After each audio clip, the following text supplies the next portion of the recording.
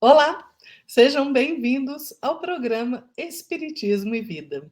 Se você ainda não se inscreveu aqui em nosso canal, se inscreva, deixe o seu like, compartilhe o vídeo, porque compartilhando você ajuda a fazer com que a mensagem espírita alcance um número maior de pessoas, né?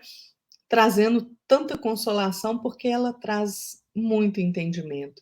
Ative as notificações para você ficar por dentro das novidades do canal e nos acompanhe também nas nossas redes sociais.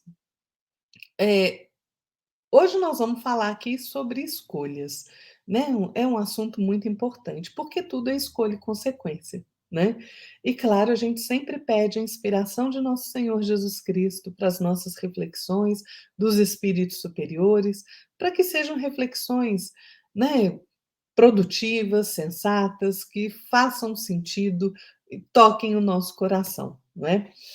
Escolha, gente, será que a gente compreende bem a responsabilidade de escolher? Porque toda escolha pressupõe responsabilidade de escolher e aceitação das consequências de cada escolha, né? É, eu sempre fico pensando muito sobre essa questão, né, das escolhas, porque tem gente que não compreende a responsabilidade de escolher, né? É, Será que a gente está maduro para enfrentar as consequências das nossas escolhas? Porque é inevitável, né? Ou será que a gente ainda é tão infantil, moral e espiritualmente, que nós somos levados ali pelos ventos dos acontecimentos e das mudanças, né? Sem exercer nossa capacidade de raciocinar? É isso que a gente tem visto no mundo, não é? Nós somos livres para escolhermos de acordo com a nossa consciência. A consciência, ela nos dá a noção existencial. Ela nos faz perguntar: o que eu sou? De onde eu vim? Para onde eu vou? Qual é o meu propósito? Qual o meu papel diante da vida? Essas perguntas indicam que nós somos conscientes, né? E que nós interagimos com o mundo à nossa volta.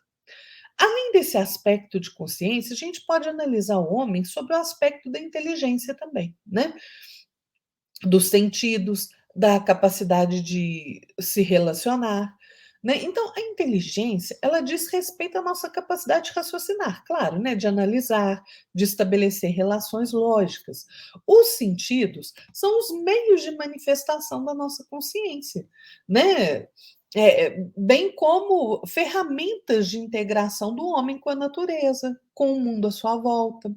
A capacidade de relacionar-se diz respeito à sociabilidade do homem, né? A sua capacidade de se integrar com a própria espécie, de viver em sociedade, de se relacionar uns com os outros, né? Essa característica do homem de se relacionar é fator básico da evolução do ser humano, né? É a sua condição de aprimoramento moral, emocional, intelectual.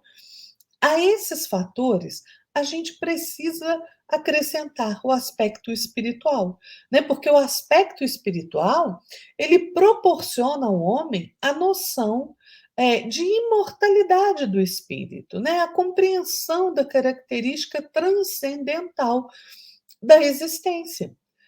Com o entendimento da reencarnação, o homem, ele se percebe como ser espiritual, né?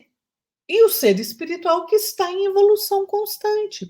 E ele compreende, então, que cada existência física, cada vez que a gente vem à matéria, né, é uma oportunidade de aprimoramento do nosso espírito, que é imortal, né?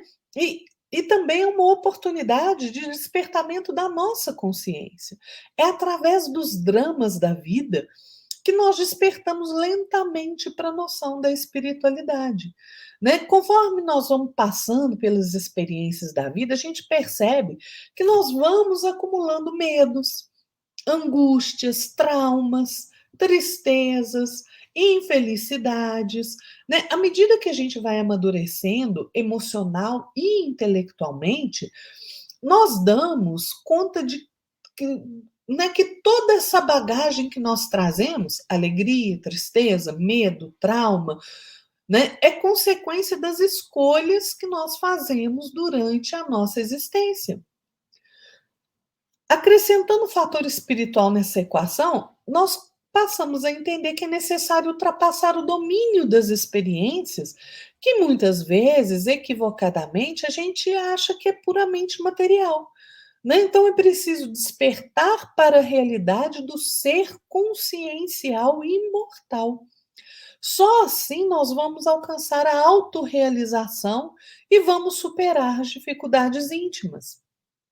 Com a compreensão de que as nossas escolhas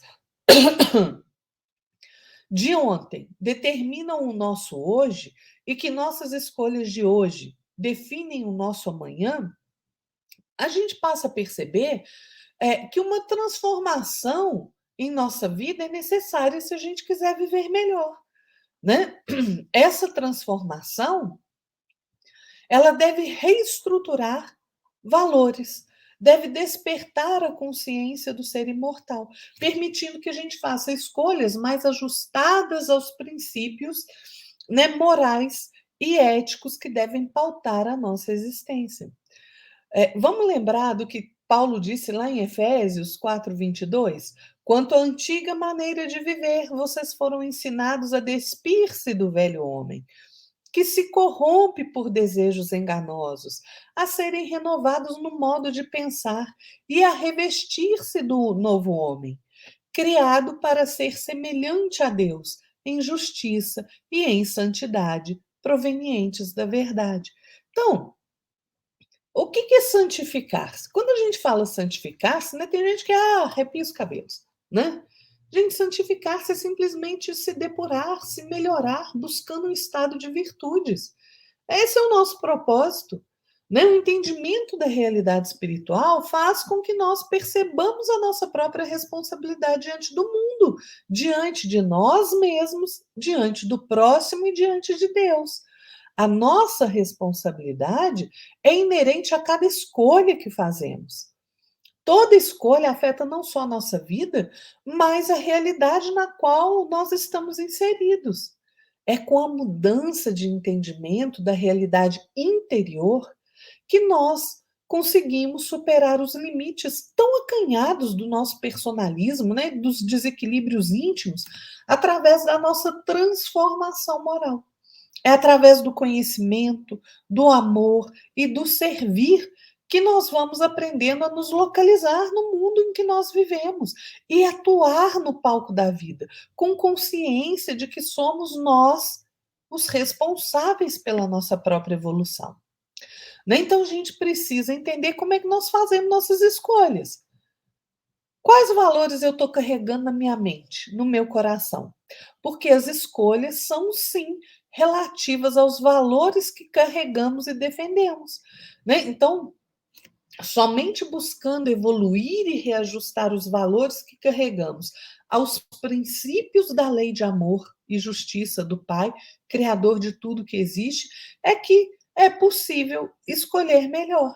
Escolhas melhores hoje fazem um amanhã mais pleno de alegria, de paz, de harmonia. Vamos pensar. Olha só, a mesma pedra que a gente utiliza ali na fundação dos edifícios, né? A pedra que os artistas aí, os escultores fazem lindas esculturas. Essa mesma pedra também é responsável por ferir alguém, dependendo da escolha que eu faço. Né? Se eu pego essa pedra e taco na cabeça do outro, eu vou ferir aquela pessoa. O mesmo acontece com o remédio. Aquele remédio que a gente usa para aliviar a dor quando a gente está doente, é o mesmo que se eu usar em excesso, vai me trazer dependência e vício.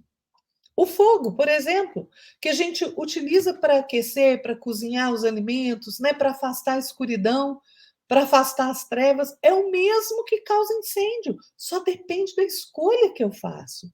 Sempre as escolhas. Escolher, gente, é semear no canteiro da vida.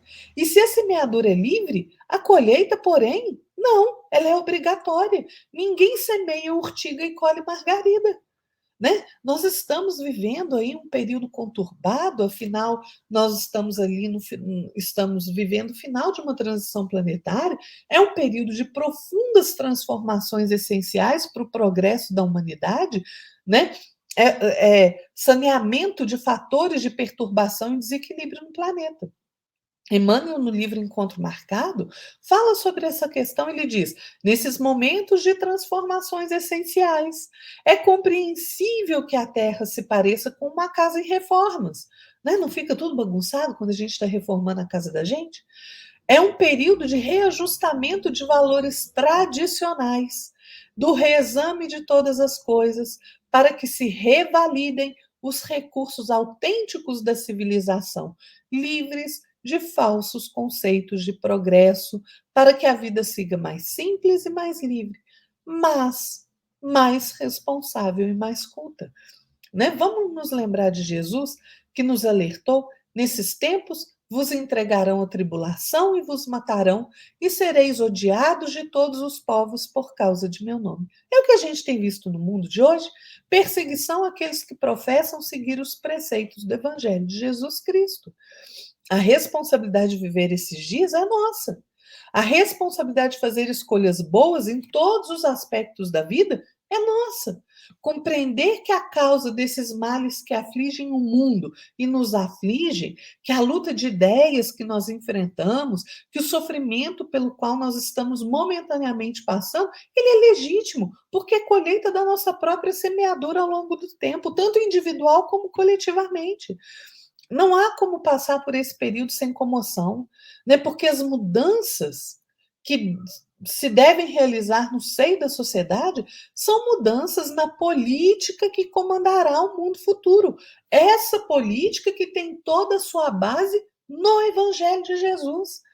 Então a gente deve aceitar a responsabilidade das escolhas feitas no passado e enfrentar esse período de confusão e sofrimento sem resmungo, sem vitimismo, sem reclamação, sem rebeldia.